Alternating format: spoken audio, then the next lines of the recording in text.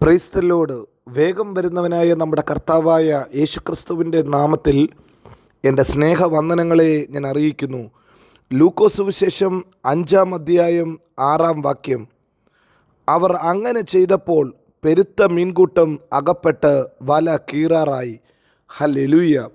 അങ്ങനെ ചെയ്തപ്പോൾ എങ്ങനെയാണ് അവർ ചെയ്തത്?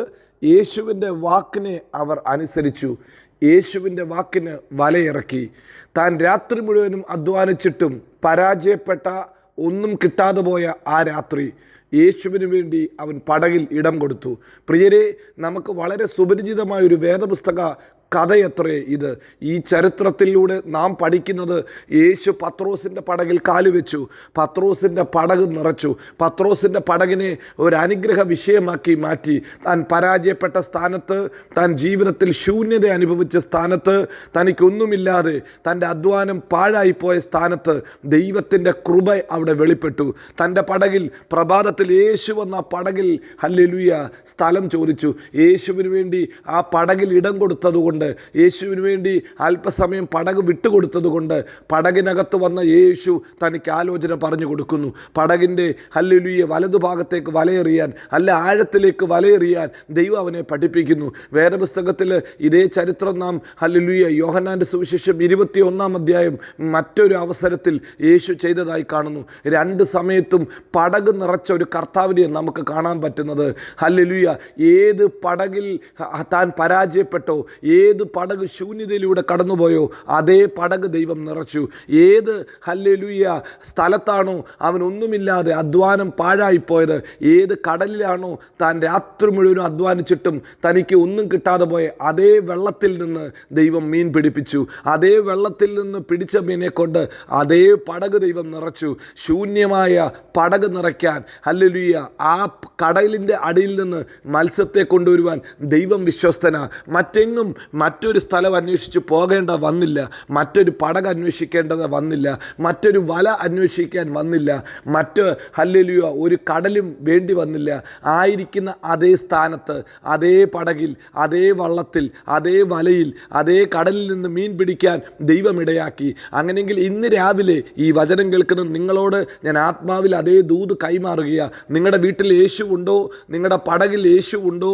നിങ്ങൾ യേശുവിൻ്റെ വാക്കിന് ചെവി കൊടുക്കുമോ? നിങ്ങളുടെ യേശുവിൻ്റെ വാക്കിനെ നിങ്ങൾ അനുസരിക്കുമോ?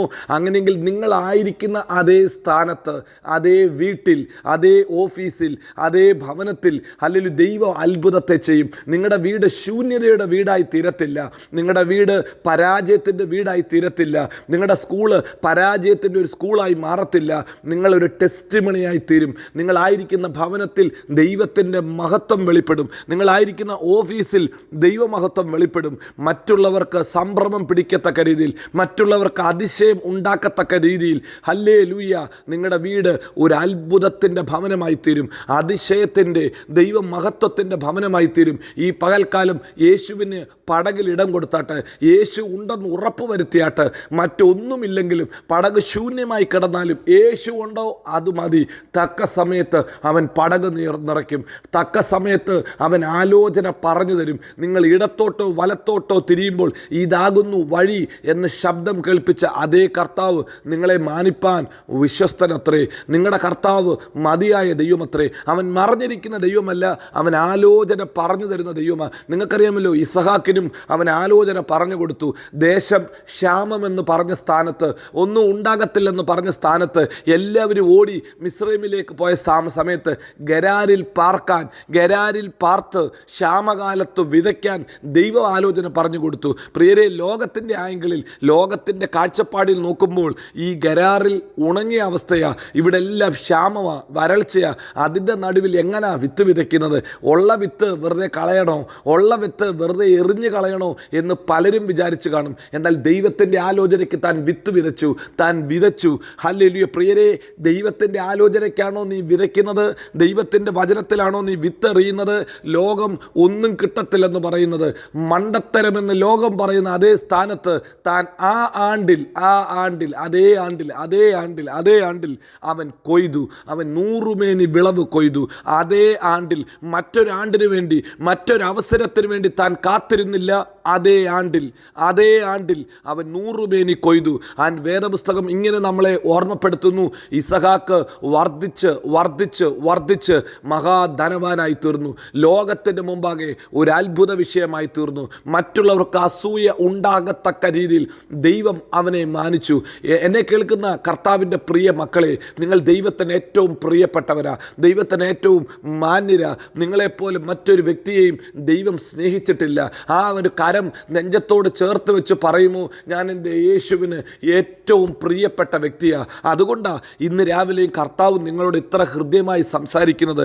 നമ്മുടെ അപ്പ നമ്മോട് സംസാരിക്കുന്നതിൻ്റെ കാരണം അതാ. ഇതേ ആണ്ടിൽ നിങ്ങൾക്ക് നന്മയുണ്ട്. ഇതേ ആണ്ടിൽ മറ്റൊരു നാളിന് വേണ്ടി കാത്തിരിക്കേണ്ട, സമയം കഴിഞ്ഞു എന്ന് പറഞ്ഞ് നോക്കേണ്ട ആവശ്യമില്ല. ഇതേ ആണ്ടിൽ അത്ഭുതം ചെയ്യാൻ ദൈവം വിശ്വസ്തനാ. ഇതേ പടക് നിറയ്ക്കാൻ ദൈവം വിശ്വസ്തനാ. ഇതേ വീട്ടിൽ അത്ഭുതമാക്കി മാറ്റാൻ ദൈവം വിശ്വസ്തനാ. ഇതേ രാജ്യത്തിൽ ദൈവം നിങ്ങളെ മാനിക്കാൻ വിശ്വസ്തനാ. ഹല്ലേലൂയ. ഇതേ വല മതി, ഈ വല മതി, ഈ പടക് മതി, ഹല്ലേലൂയ, ഈ കടൽ മതി, ഈ ആണ്ട് മതി. ദൈവം നിങ്ങളെ മാനിക്കും, ദൈവം നിങ്ങളെ നിറയ്ക്കും, ദൈവം നിങ്ങളെ ഹല്ലേലൂയ ഉയർത്തും. ഒറ്റ കാര്യം ചെയ്താൽ മതി. ദൈവത്തെ പടകിൽ വിളിക്കുക, ദൈവ സാന്നിധ്യത്തിൽ ഇരിക്കുക. 2, ദൈവത്തിൻ്റെ വചനത്തെ അനുസരിക്കുക. ദൈവവചനം അനുസരിക്കുന്ന, ദൈവ സാന്നിധ്യത്തിലിരിക്കുന്ന ദൈവ പൈതലേ, നീ ലജ്ജിച്ചു പോകാൻ ദൈവം അനുവദിക്കത്തില്ല. നമ്മുടെ കർത്താവ് വിശ്വസ്തൻ, നമ്മുടെ കർത്താവ് വാക്കുമാറാത്തവൻ. അവൻ നമ്മെ എല്ലായിടത്തും എല്ലായ്പ്പോഴും ക്രിസ്തുവേശുവിൽ ജയോത്സവമാക്കി നടത്തും. God bless you. Amin, Amin.